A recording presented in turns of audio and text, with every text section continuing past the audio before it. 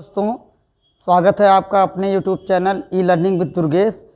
दोस्तों, जैसा कि पिछले वीडियो में हम लोगों ने माहेश्वर सूत्र उससे संबंधित प्रश्न और प्रत्याहार के बारे में सीखा था, प्रत्याहार बनाना। आज हम लोग जो है अगले टॉपिक पर चलेंगे, अगले प्रकरण पर। और आज हम लोग सीखेंगे वर्णों का उच्चारण स्थान क्या है, कैसे उनको पहचानेंगे, उसमें उनका नाम क्या है, उनको किस नाम से जानते हैं, कौन कौन से वर्ण किस वर्ग में किस में आते हैं, और इसका सूत्र क्या है, मतलब किस सूत्र से संक्षिप्त रूप से भी हम जान सकते हैं। तो मतलब इस तरह के प्रश्न में से, इस प्रकरण में से एक दो प्रश्न पूछे जा सकते हैं, तो उसको आपको जानना है। वर्णों के उच्चारण स्थान से हो सकता है 2-3 प्रश्न भी मिल सकते हैं आपको, तो जैसा पूछे वो। तो आपको आज हम पढ़ाएंगे वर्णों का उच्चारण स्थान। तो ज़रा देखिए, वर्णों का उच्चारण स्थान क्या लिखेंगे हम? वर्णों का उच्चारण स्थान। ठीक है दोस्तों, हम लोग लिख रहे हैं वर्णों का उच्चारण स्थान। तो हम लोग इसमें एक तरफ लिखेंगे वर्ण, उसके बाद लिखेंगे एक तरफ लिखेंगे वर्ण, और उसके बाद हम लोग लिखेंगे उच्चारण स्थान, और फिर लिखेंगे नाम, और फिर लिखेंगे सूत्र। तो दोस्तों, हम लोग लिखेंगे पहले वर्ण, फिर लिखेंगे उच्चारण स्थान जैसा कि अभी पहले मैंने बताया, और फिर लिखेंगे सूत्र, वो नाम, फिर लिखेंगे सूत्र।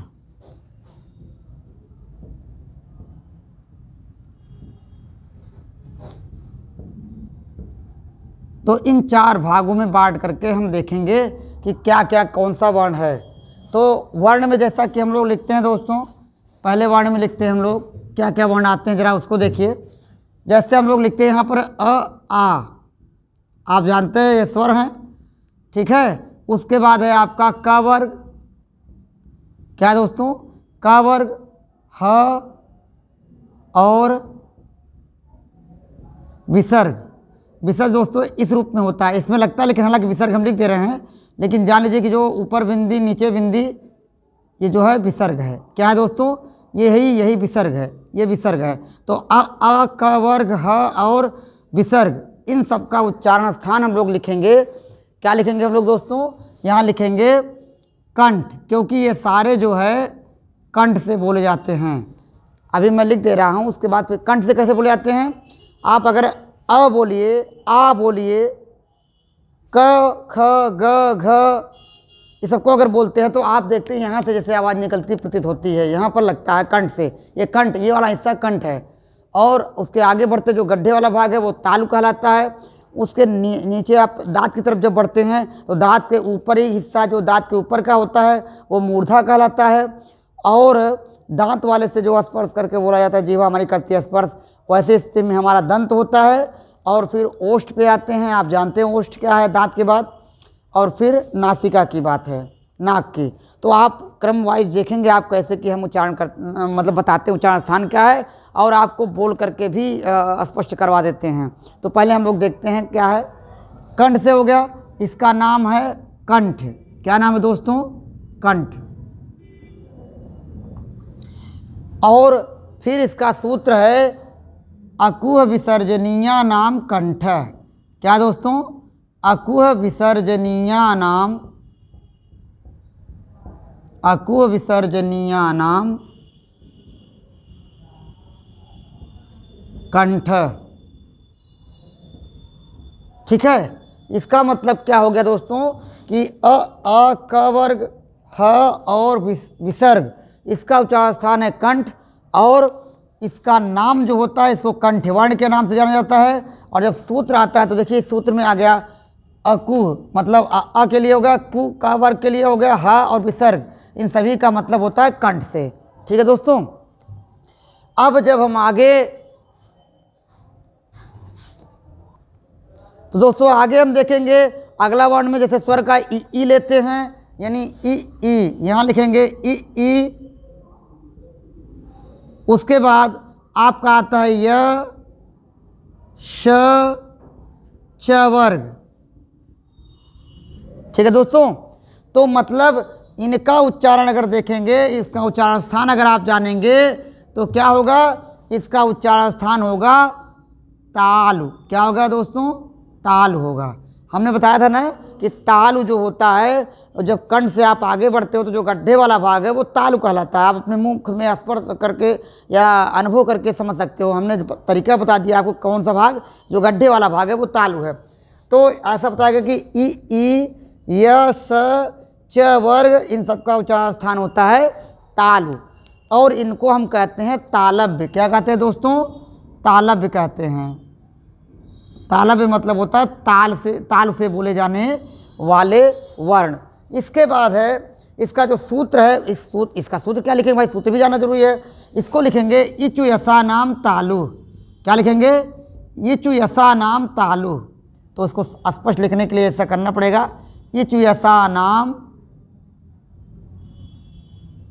तालु। ठीक है दोस्तों, तो आपके सामने ये चीज़ निकल के आ गई कि ई यश च वर्ग को हम, इसका उच्चारण तालु है और इसको हम तालव्य वर्ण कहते हैं, और इसका सूत्र है इचु यसा नाम तालु। जैसा कि आप देख रहे हैं, ई से ई का बोध होता है, चू से च वर्ग हो जाता है, य और स अलग अलग है, इन सभी का उच्चारण स्थान है तालु। क्या दोस्तों, तालु है।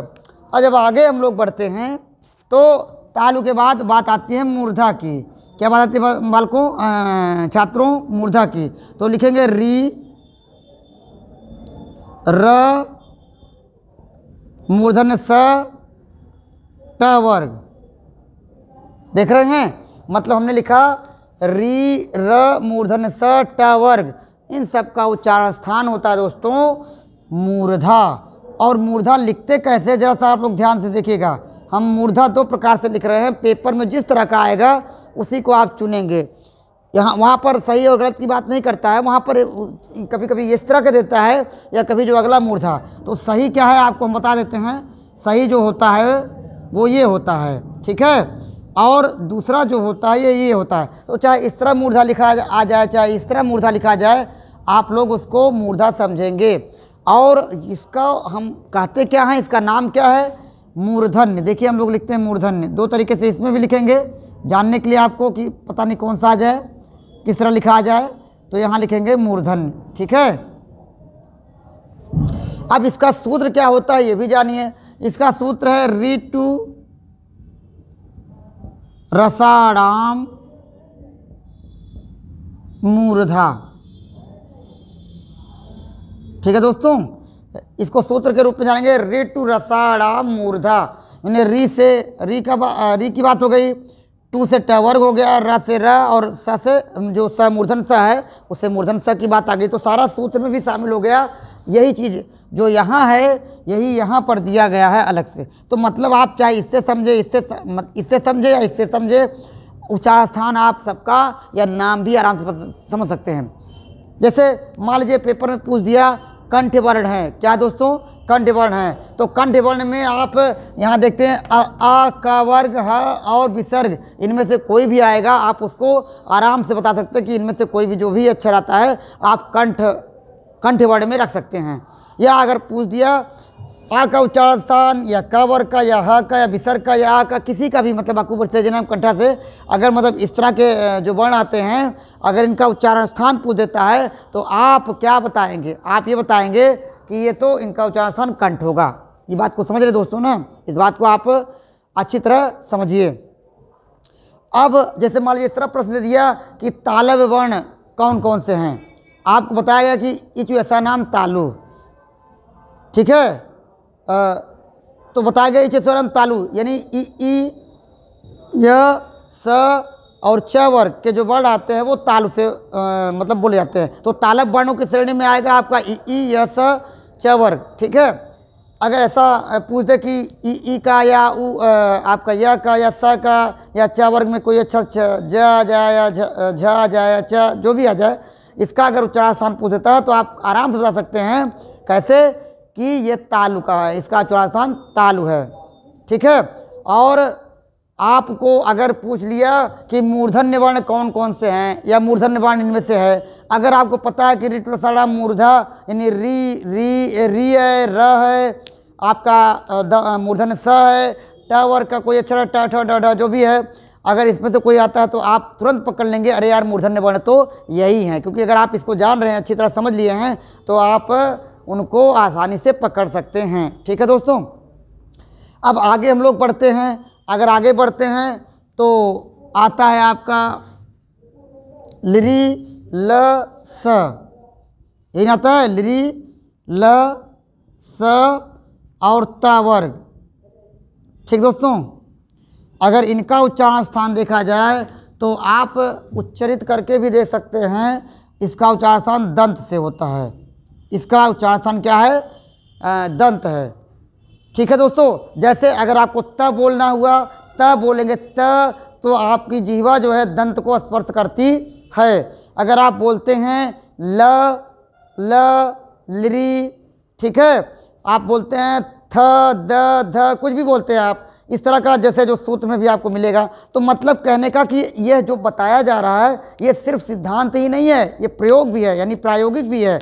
आप इसको प्रयोग करके बोल के देख सकते हैं। जैसे परीक्षा में अगर मान लीजिए जो आपने लिखा है या इसको ये न याद आए, तो आप उस वर्ण का उच्चारण स्थान कर मतलब उच्चारित कर लेंगे उस वर्ण को, तो भी आसानी से आप बता सकते हैं कि इसका तो यही उच्चारण स्थान होगा और यह ऐसा है। तो मतलब यह सिद्धांत ही नहीं, मैं आपको प्रयोग भी बता रहा हूँ, आप स्वयं से मतलब कर सकते उच्चारण करके। ठीक है, आगे है आपका, अब इसको हम कहते क्या हैं ये जानना है। कह दिया जाए दंत, क्या है ये, दंत, और इसका सूत्र होता है दोस्तों, क्या होता है, लिरी तु ल सा नाम दंत, यही ना दोस्तों, लिरी तु ल सा नाम दंत, यही होगा। तो चाहे सूत्र से पकड़ लीजिए कि लिरी तु ल सा नाम दंत, मतलब लिरी का, तू माने तवर का, ल का, और ये आपका दंत सा है, छोटा सा जिसको आप कहते हैं। तो इन सभी का उच्चारण स्थान दांत है।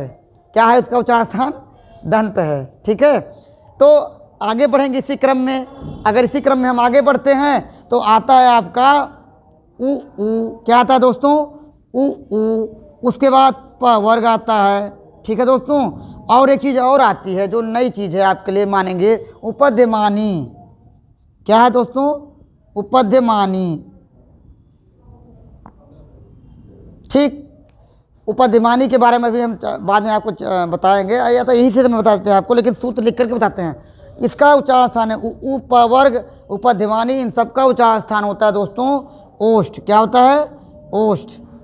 ठीक है, और इसका जो नाम हम जानेंगे तो लिखेंगे ओष्ठ। क्या लिखेंगे, ओष्ठ। ठीक है, और जब हम इसका सूत्र देखेंगे तो सूत्र आता है उपु पध्यमानीया नाम ओष्ठव। क्या आता है, उपपध्यमानीया नाम ओष्ठव। ठीक है, तो यहाँ पर अभी हमने चर्चा किया था कि जो ये है आपका उपध्यमानी क्या है, तो देख लीजिए जरा। जैसे इस तरह के जो वर्ण आते हैं आपके, ऐसे करके आपका दे देता है प, ऐसा निशान लगा करके आपको देता है अर्धचंद्रा का निशान है दोस्तों, ये अर्धचंद्रा का निशान लगा के ऐसे अगर आपका देता है प या फ, अगर ये वर्ण दे देते हैं तो ये वर्ण ही उपध्यमानीय कहे जाते हैं। क्या कहे जाता है दोस्तों, उपध्यमानीय कहे जाते हैं। तो ये सारे वर्ण क्या हैं, उपध्यमानीय हैं।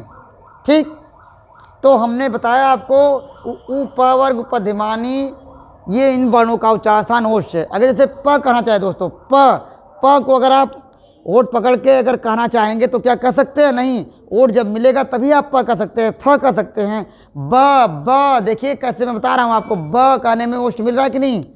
अगर आपको करना हो आपका उ में बिना ओष्ठ से आप नहीं कर सकते हैं, ऊ कहना हुआ तब भी ओष्ठ आएगा, प भी ओष्ठ आएगा, फ आएगा, ब भ, मतलब जितने भी हैं इस तरह के, अगर आप चाहोगे तो बोल करके भी आप अपने आप उच्चारण स्थान समझ सकते हो, कैसे वर्ण है ये भी समझ सकते हो। आप लोग बहुत समझदार हो, तो आप आगे बढ़ते इसी क्रम में और लिखते हैं आपका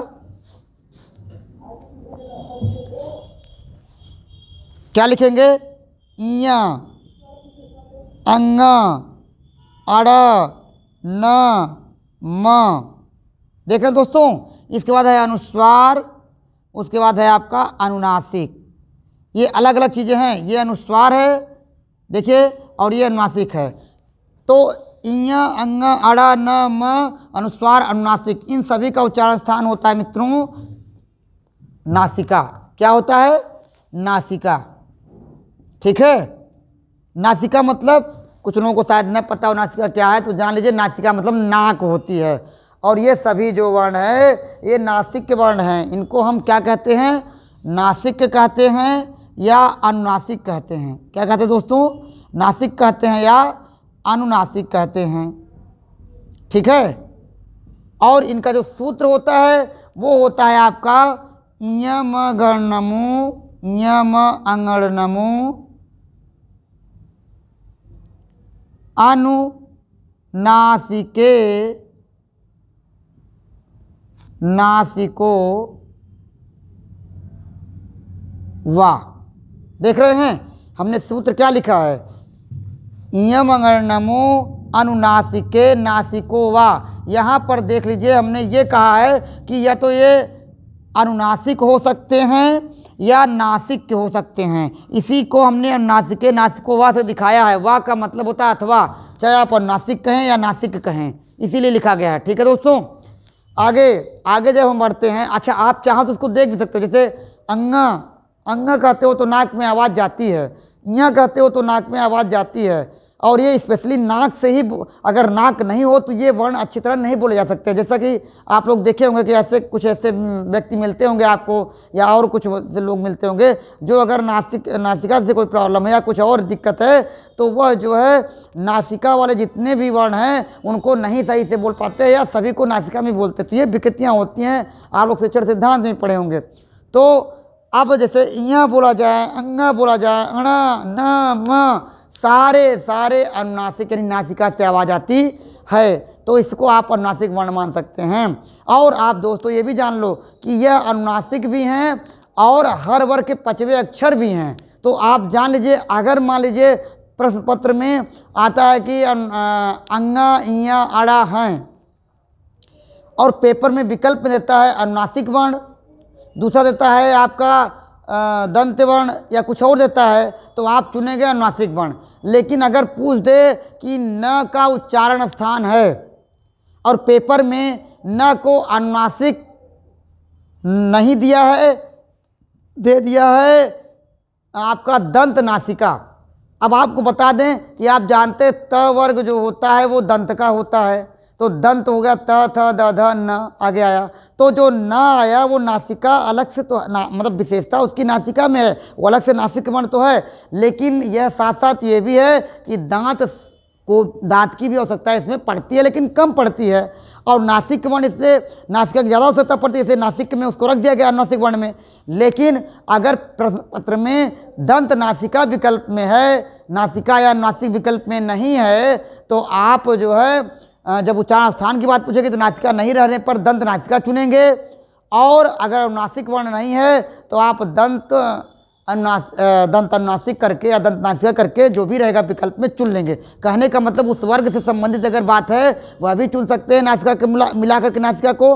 और अगर अनुनासिक या नासिका इस तरह अलग से दिया है तो आप अलग से चुन सकते हो। तो मेरी बात को ध्यान रखिएगा कि ये अलग से नासिक वर्ण तो हैं, नासिका से बोले जाते हैं। लेकिन अगर किसी वर्ण का जैसे ताल नासिका, जैसे इया है, इया को आप कह देंगे ताल नासिका, क्योंकि ताल से भी च वर्ग का उच्चारण होता है, क्योंकि यहाँ च वर्ग में आता है तो च वर्ग में उच्चारण होता है, तो इससे ताल भी है और नासिका भी है।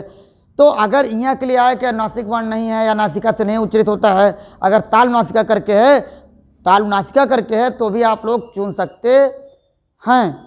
और अगर मान लीजिए नासिक अलग से दिया या नासिक के वर्ण अलग से दिया या कुछ मतलब जो नासिका संबंधित है इस तरह की बात अगर करता है तो आप तो उसको चुन सकते हैं। तो मतलब अगर पूछे कि नासिक वर्ण इया का इया है और विकल्प में दे दिया नासिक वर्ण, ठीक है, और दे दिया पेपर में तालु नासिका और पेपर में दे दिया 1 और 2 दोनों, और तीसरा चौथा विकल्प दिया इनमें से कोई नहीं।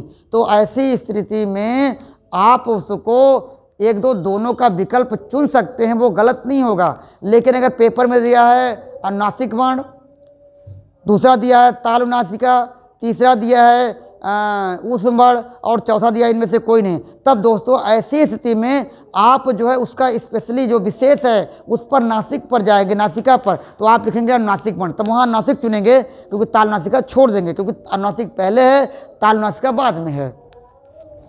तो दोस्तों आगे चले, आगे हम लोग चलते हैं। अगला है आपका व। क्या है दोस्तों? व। इसको आप देख रहे हैं ना, ये व है। और वह ऐसा एक अकेला वर्ण है जिसको अगर आप बोलो तो व कहते हो। व कहने में आपकी जीवा दांत, आपके जो दांत है आपका वो जीवा को स्पर्श करता है, व। या आप कह लीजिए कि जीवा आपकी, क्योंकि नीचे वाला भाग ही जो है लचीला होता है, वही ऊपर जाता है, ऊपर वाला तो फिक्स होता है। तो अगर देखें ऊपरी ओर से दांत से स्पर्श करता है, इसका मतलब कि वह जीवा ऊपर जा रही है, यानी जीवा जो है दांत को स्पर्श करती है। सॉरी, जीवा नहीं, ओष्ठ अगर दांत को स्पर्श करता है, हमारा नीचे वाला ओष्ठ जो होता है वो गति कर सकता है, ऊपर वाले फिक्स होते हैं। तो आप जानिए कि हमारा जो ओष्ठ है वो दांत को स्पर्श कर रहा है, तो इसको हम क्या कर सकते हैं? दंतोष्ठ। क्या कहेंगे दोस्तों? दंतोष्ठ कहेंगे। अर्थात व का उच्चारण स्थान होगा दंत ओष्ठ। दांत से भी बोला जाएगा और ओष्ठ से भी बोला जाएगा। तो लिखेंगे यहाँ पर दंत ओष्ठ, ठीक है। और जब इसका नाम आएगा तो हम क्या कहेंगे? इसको लिखेंगे दंतोष्ठ या दंतोष्ठ, दंतोष्ठ या दंतोष्ठ,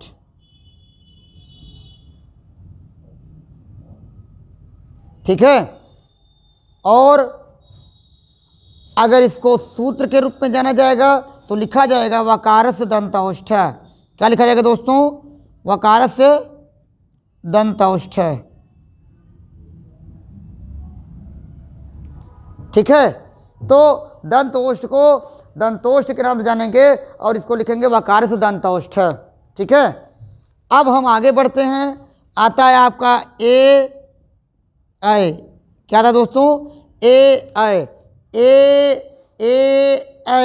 अगर आप ए करते हो तो ऐसा लगता है कि जैसे कंठ से जो आवाज़ निकल रही है उसको जीवा वहीं पर कहाँ पर रोक ले रही है, मतलब जो तालु है आपका, कंठ तालु ना, तो वहाँ पर आपकी जीवा जैसे आपका तालु जो है वो कंठ से निकली आवाज़ को तालु पर आपकी जीवा रोकती है। इसका मतलब कि इसको हम मानेंगे कंठ तालु।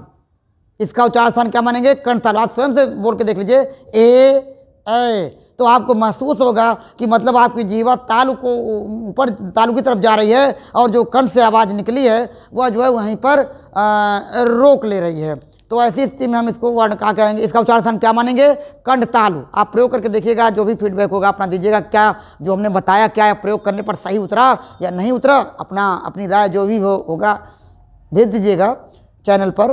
तो आप जानिए, तो हम इसको लिखेंगे कंठ तालु। क्या लिखेंगे? कंठ तालु। और इसको हम मानेंगे क्या?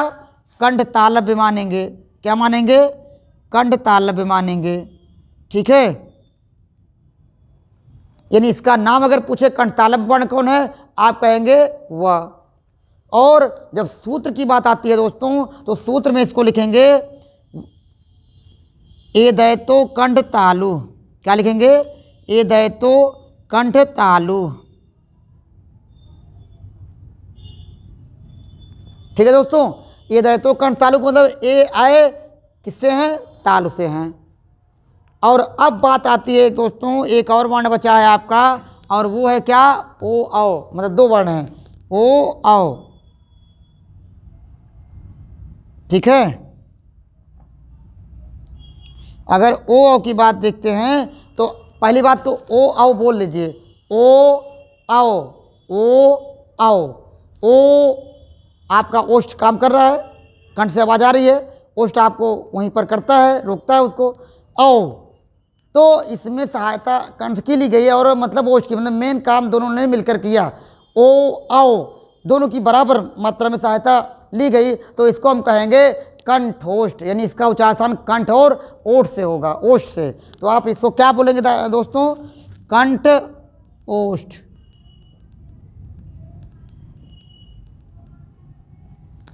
यही बोलेंगे। और यहां क्या लिखेंगे?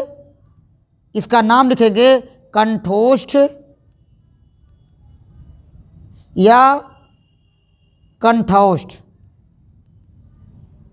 ठीक है दोस्तों, क्या लिखेंगे? कंठोष्ठ या कंठोष्ठ, दोनों में से कोई भी आ सकता है। पूछ दे कंठोष्ठ वर्ण कौन से हैं तो आप बताएंगे ओ औ। अगर पूछ दे कंठोष्ठ कौन है तो भी ओ औ। यहाँ पर संधि के मतलब हुआ कंठ और ओष्ठ मतलब संधि से हुआ है। जब आप संधि प्रकरण पढ़ेंगे तो ये चीज़ आपको समझ में आ जाएगी कि औ की मात्रा लगे तो यानी इसका मतलब वृद्ध संधि है। तो यहाँ पर सीधा है, यहाँ पर वृद्ध संधि है। तो मतलब कहने का दोस्तों कि इसको अगर हम समझेंगे कि कंठोष्ठ वर्ण कौन है तो कहेंगे ओ औ। उनमें से कोई रहेगा चुन लोगे। ठीक है दोस्तों। और इसका सूत्र है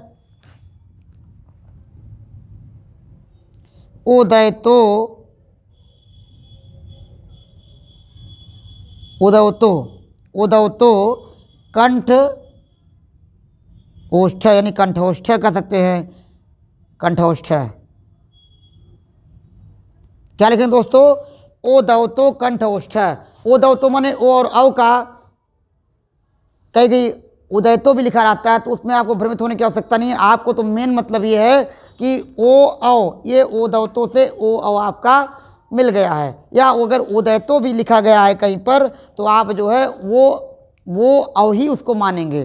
ठीक है, लेकिन इसका उच्चारण स्थान क्या हुआ? उदयतो कंठोष्ठ। इसका मतलब हुआ कि ओ औ का उच्चारण स्थान होता है कंठ ओष्ठ। तो दोस्तों ये रहा आपका उच्चारण, ये रहा आपके वर्ण ये रहे, और इधर रहा उनका उच्चारण स्थान, और इधर रहा नाम, और इधर रहा उसका सूत्र। तो सूत्र के माध्यम से समझ सकते हैं। अगर कोई भ्रम की कुछ भी अगर आपको समझ में ना आया हो तो आप फीडबैक के माध्यम से पूछ सकते हैं, इसको आराम से कह सकते हैं। मतलब अब इस आधार पर अगर आप चाहोगे, जैसे मैंने तरीका बताया, तो आप आराम से प्रश्न उच्चारण स्थान से संबंधित प्रश्नों के उत्तर दे सकते हो। जैसे मान लीजिए हमने आपसे एक प्रश्न किया समझाने के लिए, हमने कह दिया कि आप ये मतलब पेपर में प्रश्न दे दिया कि दंत वर्णों का उच्चारण स्थान होता है। अब अगर आपने जाना कि दंत वर्ण दंत से बोले जाते हैं, इनकी सहायता मतलब जीवा हमारे दंत को स्पर्श करती है, तो आप कहेंगे दंत। या ऐसे भी प्रश्न पूछ सकता है कि दंत वर्णों को कहा जाता है। अगर दोस्तों नाम पूछे तो दंत कहेंगे, अगर पूछे दंत वर्णों का उच्चारण स्थान तो दंत कहेंगे। अगर पूछे कौन कौन से हैं तो इधर आप जाएंगे ली ल स त वर्ग, इस तरह किसी का भी। और यदि इनका सूत्र पूछता है कि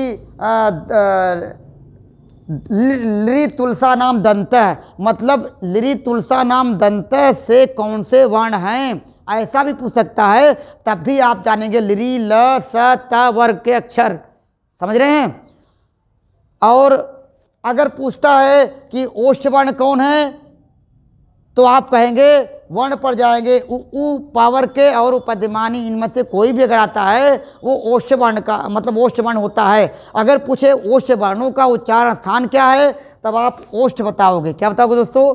ओष्ठ बताओगे। अगर पूछता है कि उपपद्यमानीय नाम ओष्ठों से कौन कौन से वर्ण हैं तो आप जानते हो, यहाँ पर फट से पकड़ लोगे आप ये और ये। ठीक है दोस्तों, आसानी होगी आपको। चाहे जिस तरह से प्रश्न करता है और जिस तरह से पूछता है आप उसका उत्तर बड़ी आसानी से दे सकते हो, जिससे आपको बताया गया है। आप चाहो तो इस ट्रिक आजमा करके इस पर प्रयोग करके देखो, आपको पता चलेगा कि इससे आसानी हो गई है। इसमें उदाहरण रटने की ज़रूरत नहीं पड़ेगी आपको। अगर पूछ दिया नासिक के वर्ण कौन कौन से हैं तो आप बताएंगे ये सारा। ठीक है, या म अंगा मड़ा या अंगाड़ा न म अनुस्वार और अनुनासिक, चंद्रबिंदु जिसको आप कहते हो। और अगर पूछे नासिक के या अनुनासिक वर्णों का उच्चारण स्थान तो नासिका बताओगे। और सूत्र पूछे ये मंगल नमो अनुनासिके नासिको वासे कौन है तो भी आप पकड़ सकते हो आराम से। अगर पूछे वकार से दंतौष्टा से कौन सा वर्ण आता है तो भी आप वह को आसानी से पकड़ सकते हो। या अगर आपसे पूछे कि दंतोष्ठ वर्ण कौन है तो आप पकड़ सकते हो आसानी से, वह है। अगर पूछे दंतोष्ठ वर्णों का उच्चारण स्थान क्या है तो भी आसानी से बता सकते हो दंतोष्ठ। पूछे कंठतालव्य वर्ण कौन से हैं तो आप बता सकते हो आराम से ए है। अगर इनका पूछे कंठतालव्य वर्णों का उच्चारण स्थान क्या है, आराम से आप बता सकते हो कंठ और तालु। इधर तो कंठ तालु से कौन से वर्ण है, आसानी से बता सकते हो ये है। समझ रहे दोस्तों। अगर पूछे कंठोष्ठ वर्ण कौन से हैं, आप आराम से वो बता सकते हो। और पूछे अगर कंठोष्ठ वर्णों का उच्चारण स्थान क्या है तो भी आराम से बता सकते हो कंठ और ओष्ठ। अगर पूछे उदयतो या उदयतो जो भी रहे, कंठोष्ठा से कौन से वर्ण हैं तो आप बताओगे ओ आओ। तो मतलब इस तरह से कोई भी चीज़ होगी आप आराम से बता सकते हो। यहाँ पर आप चाहो तो ये लिख सकते हो, उदयतो लिख सकते हो अगर आपको ऐसा मिलता है तो, ठीक। तो मतलब यहाँ पर इसमें भ्रमित होने की ज़रूरत नहीं थी, बस समझना ये था कि इससे जो है कौन कौन से वर्ण हैं। जैसे उदयतो से ओ है, इदयतो है, ए है, वकार से वह है, इससे ये है, इससे ये, इससे ये, इससे आपका ऋट विसर्ग मूर्धा से ये सारे हैं। और इस नाम तालु है, अकु विसर्जनीय नाम कंठा, ये सारे जो हमने बताए हैं। अब इस पर आप चाहो तो प्रयोग कर सकते हो, आप स्वयं को बोलो। जैसे मान लीजिए आपको बोलना पड़ा च बोलोगे, च में आप देखोगे जब च बोलते हो तो आपकी जिह्वा जो है तालु को स्पर्श करती है, यानी गड्ढे वाले भाग के आगे वाले भाग को, या तो बीच वाले भाग को, या आखिरी भाग को, या मतलब बीच, आखिरी और पहले वाले भाग में से किसी को अगर स्पर्श करती हुई, मतलब पूर्ण रूप से स्पर्श कर सकती है जिह्वा इनके उच्चारण में, या तो आंशिक रूप से स्पर्श करती हुई महसूस हो, तो आप जान लीजिए कि यह उसी का वर्ण है, उस तरह का वर्ण है। च करोगे तो जैसे तालु की बात आती है, च तालु पर है। अगर आप ज का उच्चारण करते हो तभी तालु है। अगर आप जो है इया बोलते हो तो नासिका से मतलब है। मेरी बात समझ रहे हो। अगर आप प बोलते हो तो ओष्ठ की बात, देखिए देख रहे हो आप लोग। ट बोलते हो, ट में आप देखते हो दांत के ऊपर स्पर्श करा, ट ठ ड ढ।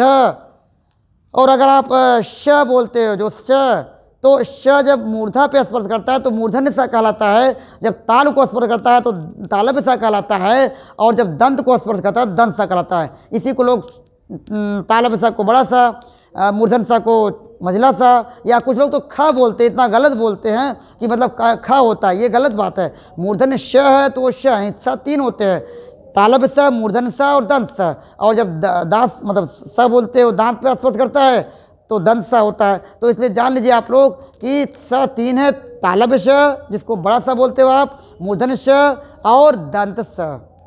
ठीक है दोस्तों। इसके बाद मतलब और अगर जैसे आपको बोलना हुआ व में हमने बताया भी था कि जैसा कि पहले बता चुका हूँ, तो ये रिपीट के लिए या आपको कैसे प्रयोग करेंगे इसके लिए थोड़ा सा बता दे रहा हूँ। तो मतलब किसी भी वर्ण को आप बोलोगे, क बोल दिए, ठीक है, आपको र बोलना, र बोलते हो तो आप जानते हो दांत के ऊपर जाता है तो आप जो है उसको मूर्धा कहोगे। अगर आप जैसे ही आए थ या द पर तो आप देखते हो कि आपकी जीवा दंत को स्पर्श करती है। तो ऐसा कहने का मतलब है कि हमारी जीवा पूर्ण रूप से या आंशिक रूप से स्पर्श करती है, या हमारा मुख का जो कोई पार्ट या हिस्सा जो भी इस तरह की सहायता करता है बोलने में, वो जान लीजिए कि वही जिससे अधिक सहायता ली जाती है वही उस वर्ण का उच्चारण स्थान होता है। इसको आप लोग बोल करके देख लीजिएगा, समझ में आया कि नहीं आया। जो भी प्रतिपुष्टि होगी आप अपना फीडबैक दे दीजिएगा, या अगर ज़रूरत पड़ेगी तो फिर से इसको एक बार से जो भी भ्रम रहेगा, हो सकता है ज़रूरत पड़े आपको तो उसका निस्तारण हो सकता है। लेकिन आप इस वीडियो को अगर देखेंगे शुरू से अंत तक तो आप सीख पाएंगे कैसे में करना, और जैसे जैसे मैंने कहा है उसे करके देखते जाएंगे साथ साथ वीडियो को देखते हुए, तो आप आसानी से सीख लोगे। और आपको उच्चारण स्थान वाला टॉपिक जो प्रकरण है उसको बहुत रटने की जरूरत नहीं पड़ेगी, आप बोल करके भी परीक्षा में आसानी से उस प्रश्न का सही उत्तर दे सकते हो। तो दोस्तों आज के लिए इतना ही, ये उच्चारण स्थान का प्रकरण था। अगले वीडियो में हम फिर आपसे मुलाकात करेंगे, फिर आपसे मिलेंगे। तब तक के लिए आपका बहुत बहुत धन्यवाद।